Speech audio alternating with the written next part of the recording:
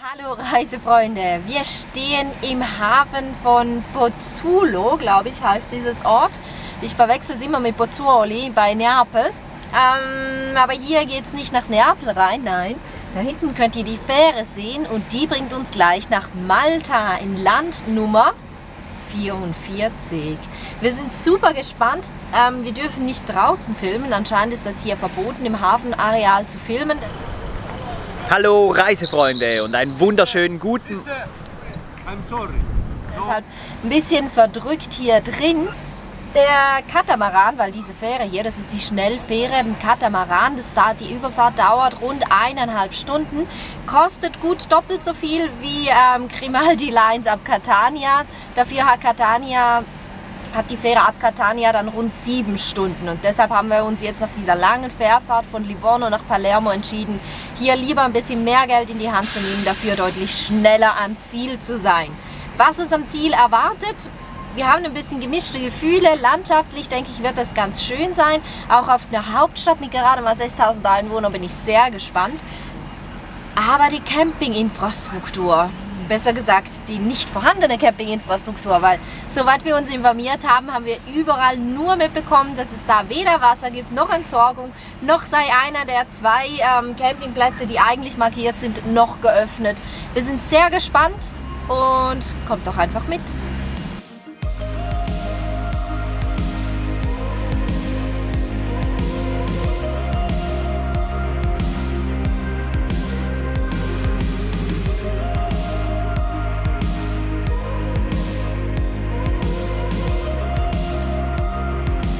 So, wir sind endlich auf der Fähre, quasi die letzten, die draufgefahren sind. Also kommt niemals so früh an den Hafen, das lohnt sich überhaupt nicht.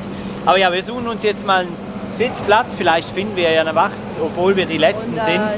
Wir schleichen uns jetzt hier mal ein bisschen durch die Rennwagen. Ja, es hat hier viele Rennwagen. Keine Ahnung, sie sollen ja auch fahren wie die Rennfahrer auf Malta, da sind wir auch sehr, sehr gespannt drauf, wie das mit dem Straßenverkehr wird.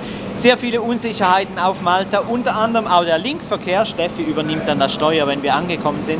Aber wie gesagt, wir suchen jetzt mal einen Platz für uns für die ersten 90 Minuten und dann würde ich sagen, melden wir uns auf Malta wieder.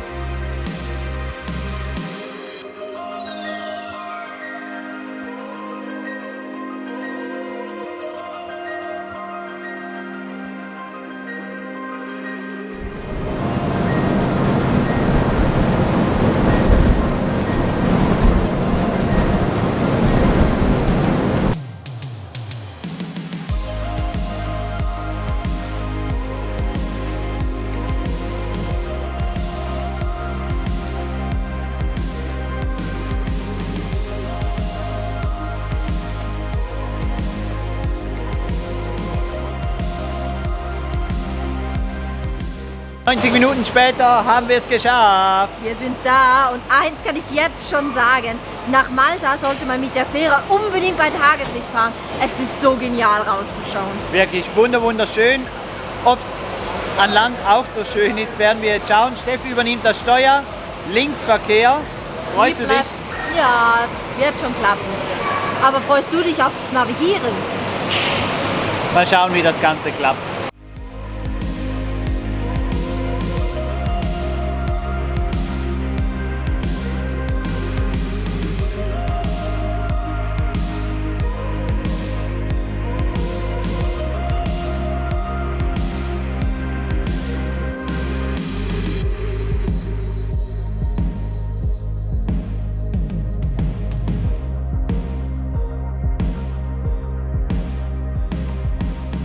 Karl ist geparkt, wir haben schon den ersten Parkplatz gefunden, dank unseren guten Freunden One Tour in Europe.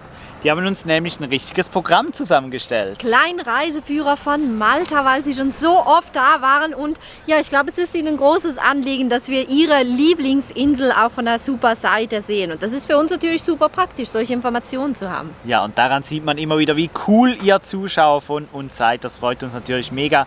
Karl steht hier in der prallen Sonne mit 4,4 Ampere, wird geladen. Das heißt, wir haben genug Zeit für die 6000 Einwohner Hauptstadt Valletta von Malta, die kleinste der Welt ist. Stadt der Welt ist. Genau, ja, diesen Einsatz, den konnte sie nicht wissen. Nein, das war jetzt ein bisschen schwierig. Ja, das war gemein. Gut, also, los geht's. Genau.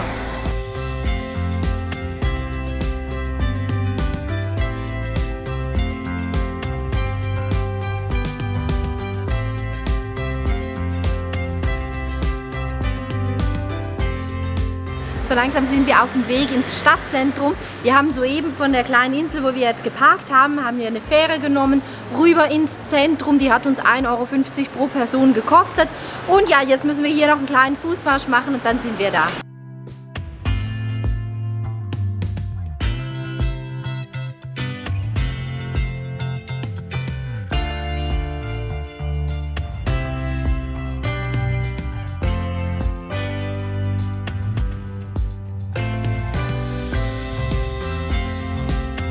Malta noch gar nicht so lange unabhängig ist von der britischen Krone, ja, das sieht man spätestens daran.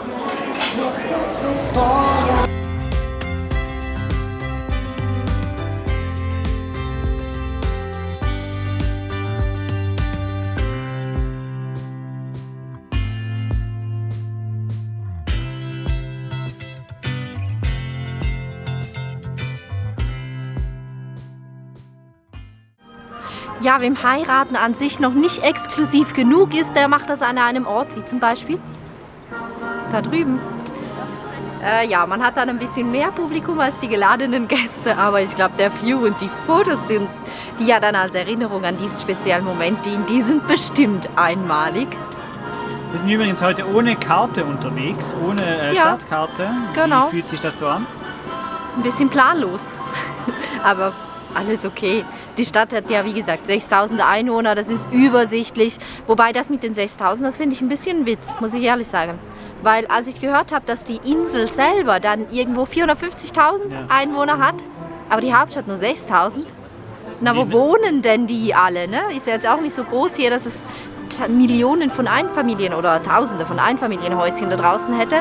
Tatsächlich hat Valletta über 300.000 Bewohner im Gürtel drumherum.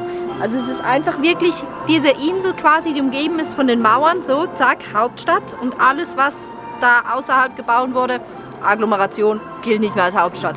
Für mich ein kleines bisschen so, als hätten sie einfach, unbedingt den Titel gewollt, kleinste Hauptstadt der Welt.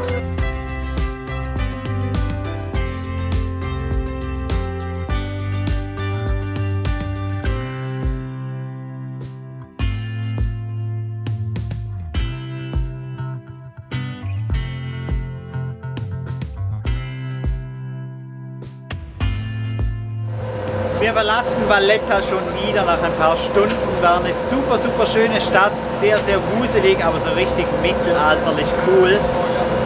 Ja, aber für uns geht es weiter. Wir suchen ein bisschen die Abgeschiedenheit, dass wir heute Abend einen coolen Platz finden, wo wir freistehen können. Wir haben es euch ja gesagt, es gibt keine Campingplätze, keine Stellplätze, keine Fähr- und Entsorgung, kein Strom. Also wir hoffen sowieso auf die ganze Woche schönes Wetter, das wäre natürlich mega cool. Ja, jetzt fahren wir hier wieder rüber auf die kleine Insel, wo wir Karl geparkt haben, und dann geht es raus aus der Stadt. Das ist ja auch so eine Sache, aber auch viel gehört, dass das sehr anstrengend sein und sehr, sehr eng und sehr wuselig. Da sind wir gespannt. Wir wollen uns davon natürlich selber überzeugen, wie das wirklich ist. Wir melden uns, wenn wir drüben sind. Bis später.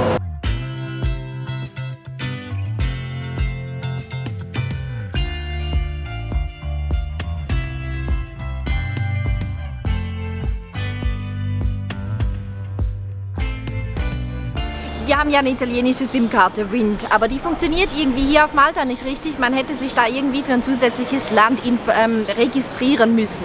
Haben wir nicht gemacht, jetzt funktioniert es natürlich nicht und entsprechend haben wir uns auf Malta umgeschaut, sind auf Go gestoßen, haben jetzt eine SIM-Karte für 10 € gekauft, da gibt es gerade schon mal 2 GB mit dazu im Paket und danach kann man für 1 € im Tag ganze 10 GB, also pro 24 Stunden benutzen.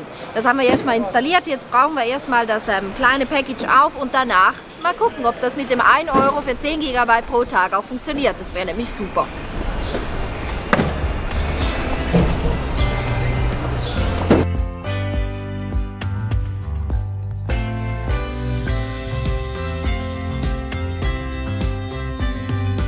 Bevor wir jetzt aber die Stadt verlassen, müssen wir eigentlich mal noch anstoßen, oder? Ja, und wir haben noch immer nicht abgeklatscht. Ja. Kannst gerade wieder hinstellen. Nee, erst wird angestoßen aufs 44. Land unserer Reise. Ja. Zusammen mit euch, das freut uns natürlich besonders, darum auch Prost für euch. Und jetzt ein Schluck.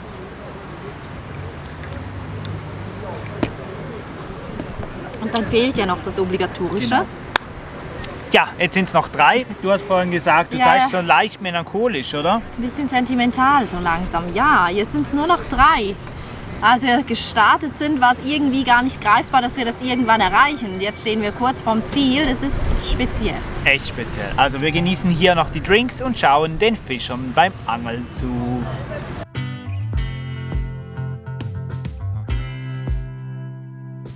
Ja Leute, wir fahren gerade zur Stadt raus und sind natürlich gespannt, ob die Berichterstattungen unserer Bloggerfreunde und unserer Freunde auch stimmen, dass hier definitiv der schlimmste Verkehr in ganz Europa herrscht. Bis jetzt, es ist ein großes Durcheinander, aber es klappt eigentlich ganz gut. Wir zeigen euch die Aufnahmen von der GoPro-Kamera, dann bekommt ihr vielleicht noch ein bisschen mehr mit. Ja, eigentlich wäre das Ziel in 29 Minuten zu erreichen, mal schauen, wie lange das wir dann schlussendlich haben. Es wird ein großes Abenteuer, die Straßen, die sind wirklich mitunter sehr, sehr schlecht. Aber ja, weiter geht die wilde Fahrt.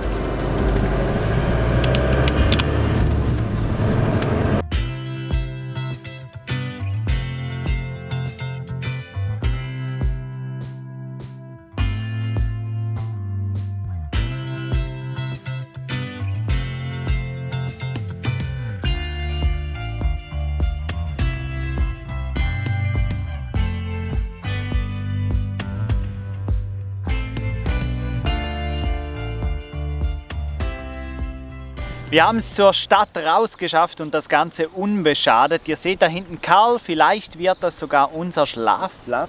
Bevor wir uns aber schlafen legen, packt Steffi mal wieder die Angel aus. Hat sie schon lange nicht mehr gemacht, seit Norwegen oder Finnland wahrscheinlich. Ja, wir lassen es uns hier gut gehen, trinken Aperol Spritz und ja, versuchen unser Angelglück. Mal schauen, ob wir schlussendlich auch hier bleiben. Wir beobachten jetzt mal ein bisschen die Situation. Wir sind in der Nähe von Smart City, das ist ein bisschen außerhalb von Valletta. Hier sind auch die Filmstudios, die Malta Filmstudios, die werden wir euch dann wahrscheinlich morgen noch ein bisschen zeigen. Ja, wie sagt man so schön? Petri Heil und ja, bis später.